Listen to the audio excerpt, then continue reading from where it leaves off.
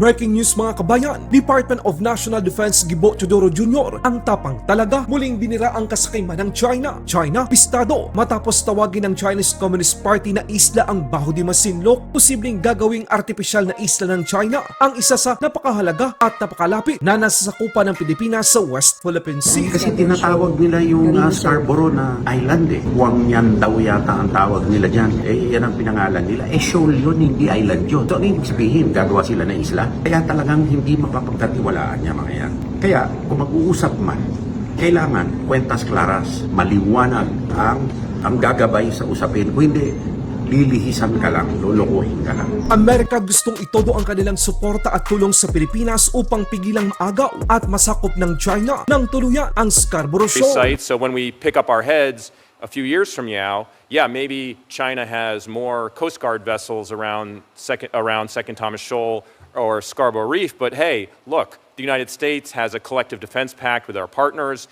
It's got a robust rotational military presence in the Philippines. It's got a...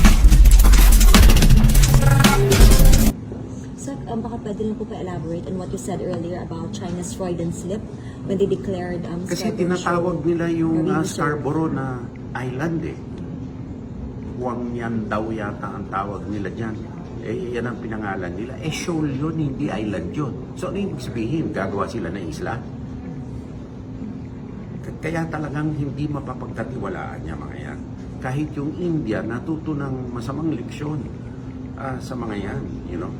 Kaya, kung mag-uusap man, kailangan kwentas klaras, maliwanag ang gabay, ang gagabay sa usapin. Kung hindi, lilihisan ka lang, lulukuhin ka lang.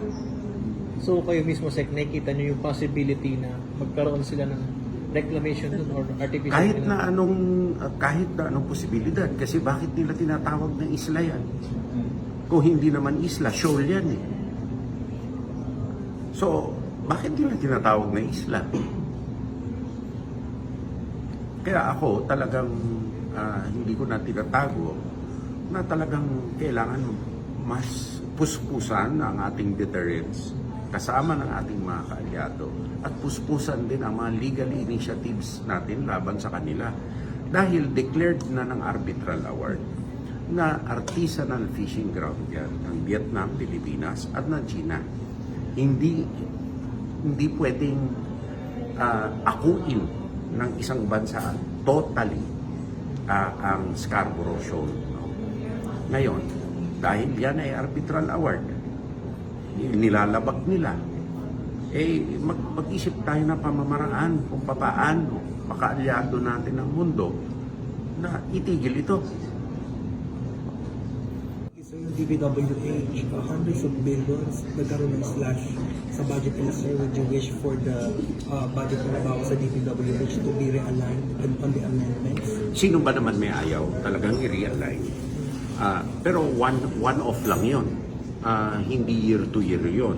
Kasi kailangan din in the future, pag maayos lahat ng problema, kailangan din pondohan ang DPWH kasi importante ang kalsada, importante ang tulay. Lalo-lalo na yung dekalidad na kalsada at tulay na kayang buhatin ang kagamitan na kinakailangan natin.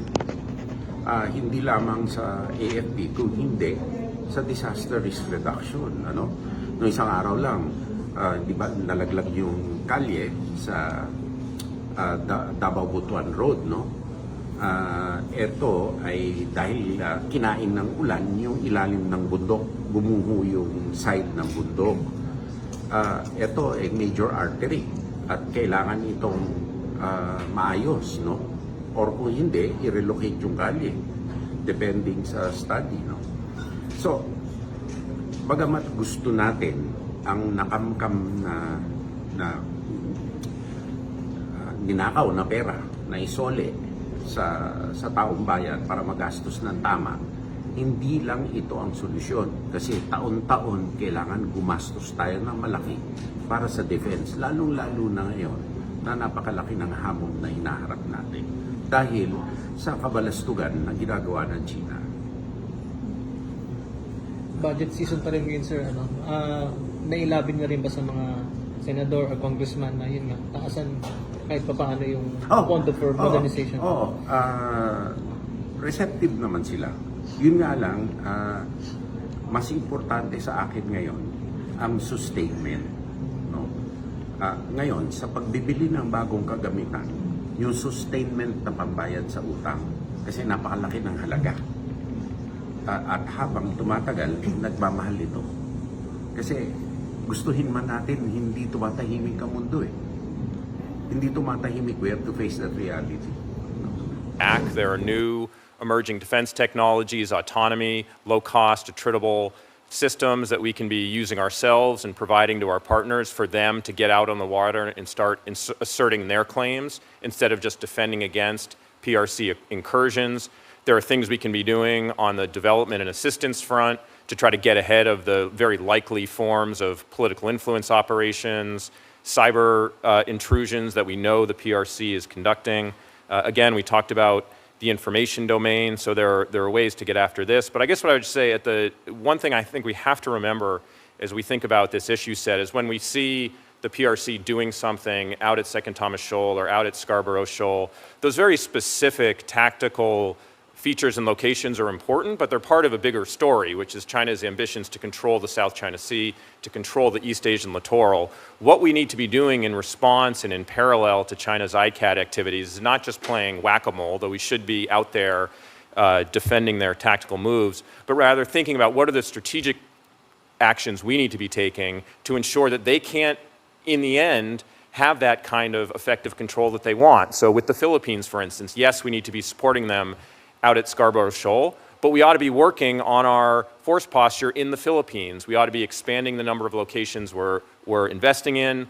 We ought to be investing a lot more in those locations to develop them. We should be bringing more advanced capabilities into those locations. We should be operating more and more with our allies and partners, the Australians and the Japanese, who both have reciprocal access agreements now with the Philippines. They can be operating and supporting these EDCA sites as well. They can be contributing development assistance that are connecting roads to our military sites. So when we pick up our heads a few years from now, yeah, maybe China has more Coast Guard vessels around Second Thomas Shoal or Scarborough Reef, but hey, look, the United States has a collective defense pact with our partners. It's got a robust rotational military presence in the Philippines. It's got advanced counter ship capabilities now in the Philippines, and we're operating with our allies and partners like never before. I think that's a strategic victory for the United States. That's what we ought to be aiming for.